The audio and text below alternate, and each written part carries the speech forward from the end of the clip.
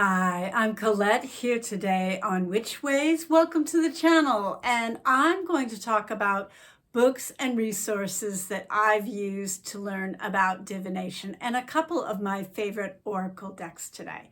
I'd love it if you would put your favorite decks and books in the comments section below. Enjoy watching.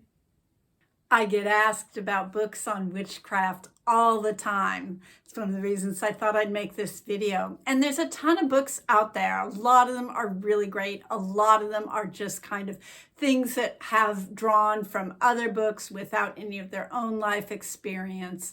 And I actually feel like just check into basic books and see what resonates for you and see what doesn't.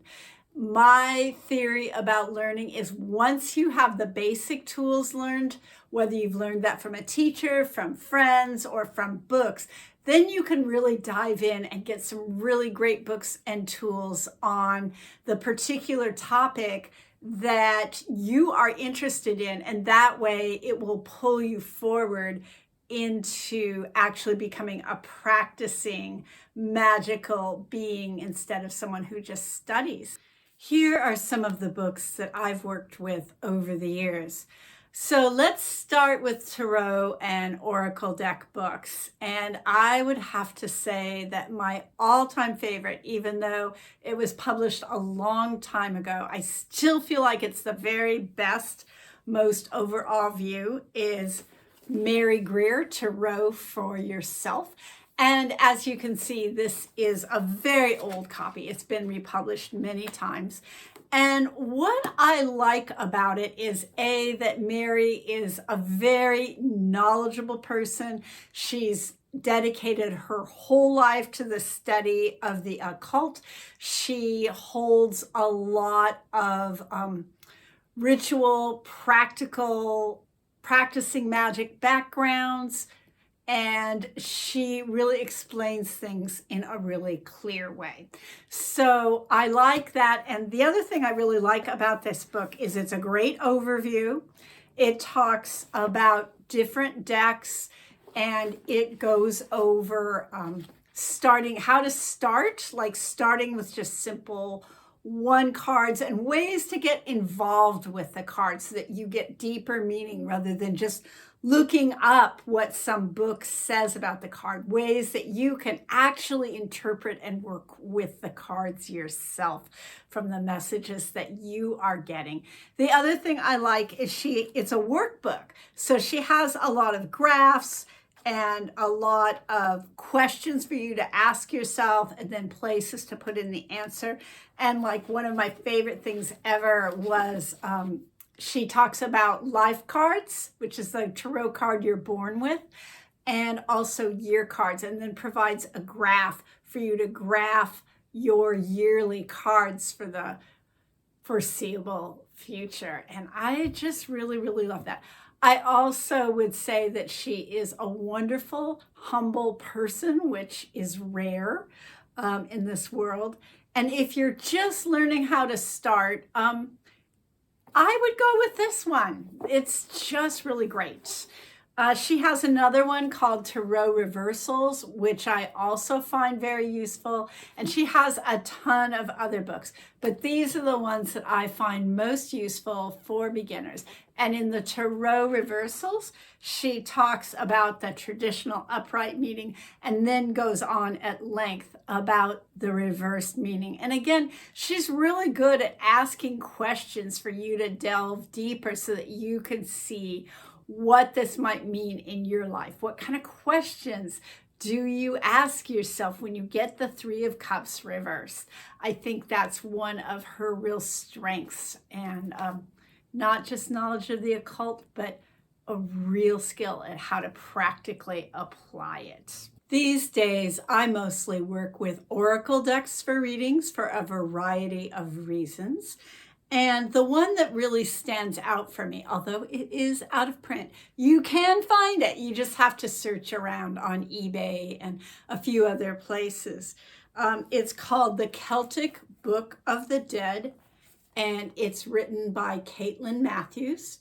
And she has published several books in conjunction with her partner, and I really like this one. And one of the reasons I like this book and this deck is because it works as a full spread. Like you can lay out a 5-card, 8-card, 10-card, 12-card reading, and there's enough depth and nuance to each card that you can make a full reading out of it, which is not the case with most oracle decks.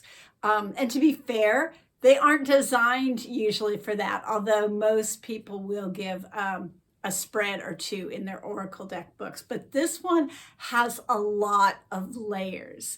So I really like that she gives the layers as a concentric circle, that as you go farther along in the islands of the Celtic Book of the Dead, you get deeper into the other world. And so she's divided the cards up into groups and talks about the ways and qualities of each level. The further in you go, the more intense the cards are.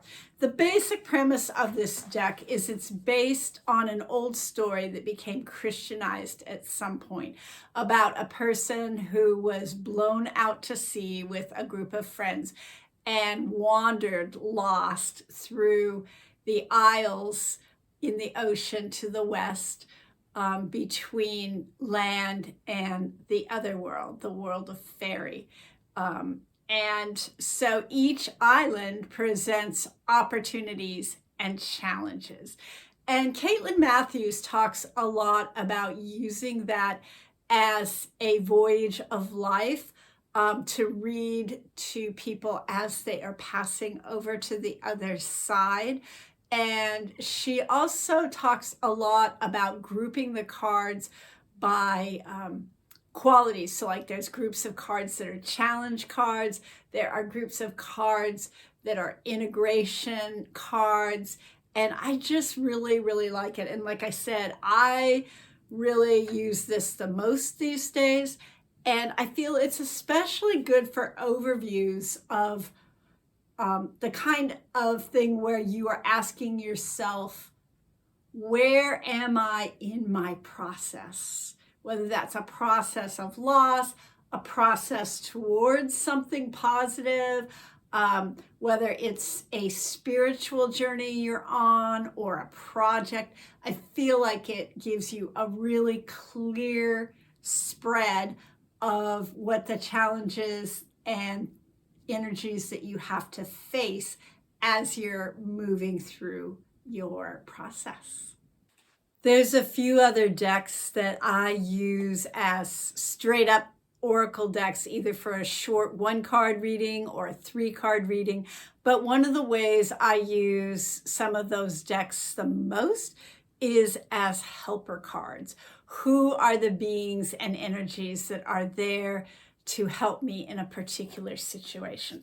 And so my favorite deck for that, there's a lot of great ones out there, it's hard to pick, but my favorite one is the Druid Plant Oracle by Phillip and Stephanie Carr-Gomm, and the Druid Animal Oracle, also by those same authors. And both of them are illustrated by Will Worthington. And these particular two decks, I just put them all together and combine them. They're the same size and use them as helper oracle cards. They're incredibly beautifully drawn. I just really find them the imagery very stunning. Like this is, and I feel like it really captures the energy. This is the energy of mugwort. And this is primrose.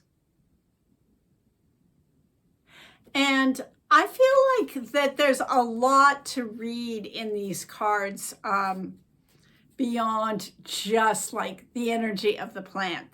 They put a lot of other objects and landscapes in the card to give more depth to the reading. And I find this particular deck to be super helpful. Like I said, I use it as almost an adjunct deck, as like, oh, I need a helper card or a clarifying card, or who's here to help me? And I just pull from this deck and then work with that energy. Especially good for times when I'm going through difficulties and I'm needing inspiration in terms of who or what can help me out of this situation. I want to talk a little bit about runes. And for years, I kind of steered away from my Germanic and Anglo-Saxon roots because I feel like you're always just like one fingernail's width away from some white supremacist group trying to reclaim neo-Nazism. And I've come to be like, yeah, that's my ancestry. And I need to really work and honor those ancestors as well. And so I've been working, just starting to get a bit in touch with the runes. And a couple things that have really helped me are this book, which I read, Runes by Diana Paxson. And she's a very thorough educator and writer. And one of the things I like is that she really gives you history, puts it in the context of that kind of lore and pagan mythology and connection to deity and way of life that's associated with a particular rune, which I find very helpful to ground it in reality since it's a new system to me. And I just started working with it a couple of years ago. It's been really, really, really helpful. And so again, that one is Taking Up the Runes by Diana Paxson. And I think one of the things that this is a little bit older, and so I think it's helpful.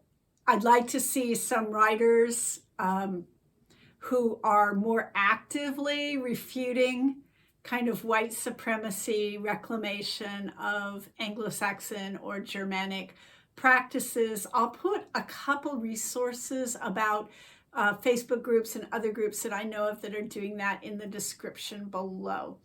I also would like to say that no discussion of the runes would be complete without talking about the author Idrid Thorson. I'm hoping I'm pronouncing his name right. He is sort of the very most prolific writer that I've seen on the runes and has several books out. He's very academic, and that's reflected in some of his writing.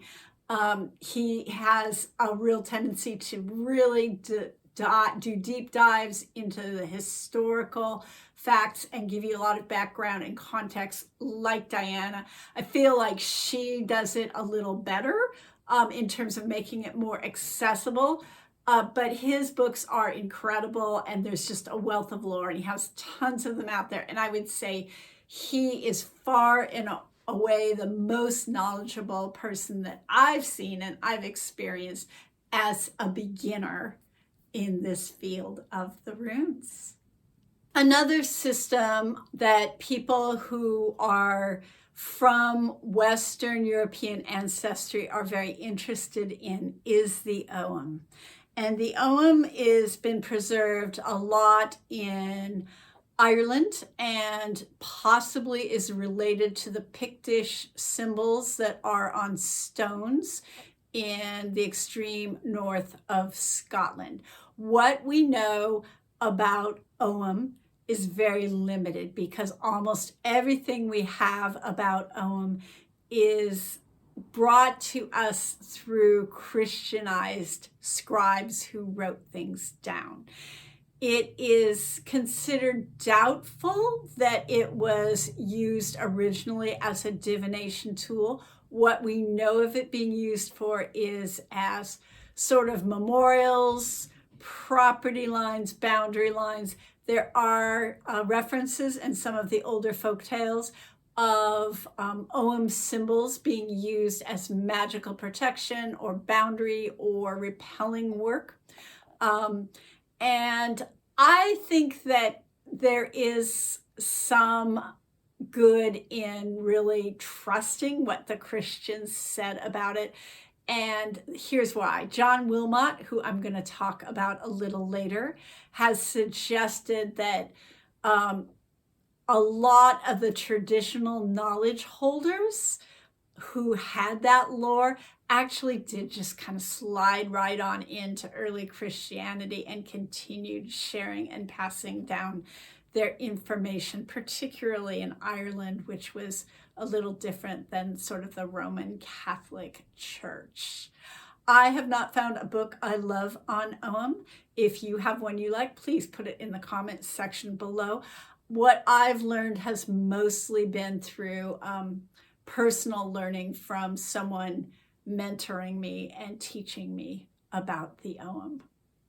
I hope you enjoyed today's video. My intention today was that this be helpful information to those who needed it. Please like and subscribe. That really helps me keep doing this, and be well.